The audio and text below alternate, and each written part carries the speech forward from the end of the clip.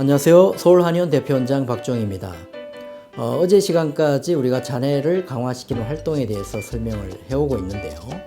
오늘도 이어서 5번째로 저녁에 하루 동안 있었던 일을 적어보기입니다.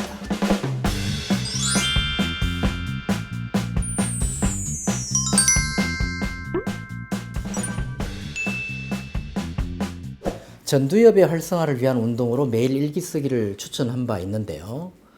이렇게 매일 일기 쓰기를 하게 되면 메모 과정을 통해서 읽고 쓰는 언어적 능력이 향상되어 좌뇌를 활성화시키고 강화시키는 데도 도움이 됩니다.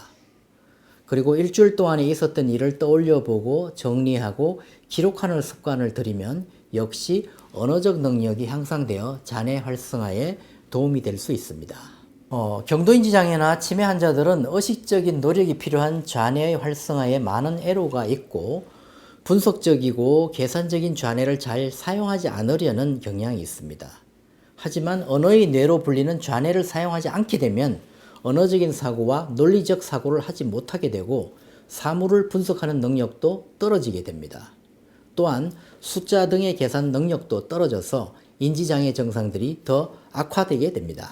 그렇다고 해서 하지 않으려는 환자에게 강제로 이런 활동을 강요하게 되면 스트레스 반응으로 인해서 기억의 회로가 닫혀서 기억력 저하와 인지장애가 더욱더 심해질 수 있습니다. 이런 경우에는 환자에게 너무 어려운 좌뇌 활성 방법을 강요하기보다는 쉽고 부담 없이 접근할 수 있는 좌뇌 활성화 방법부터 서서히 실천해 나가도록 도와주는 것이 좋습니다.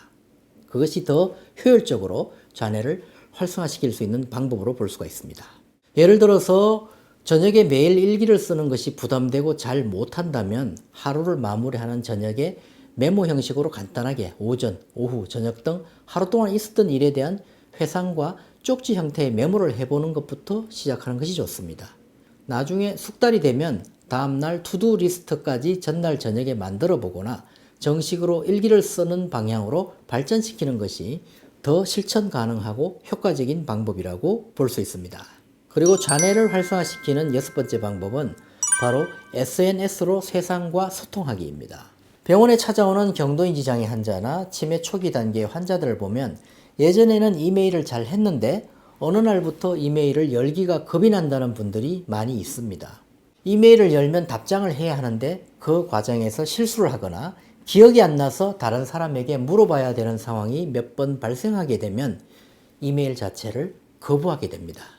미국 신경학회 연구팀의 연구 결과를 보면 50에서 65세 사이의 중년에 컴퓨터를 사용하는 것은 경도인지 장애의 위험성을 48%나 낮추고 66세 이상의 노년에 컴퓨터를 사용한 경우도 경도인지 장애의 위험성을 30% 낮추는 것으로 나타났습니다.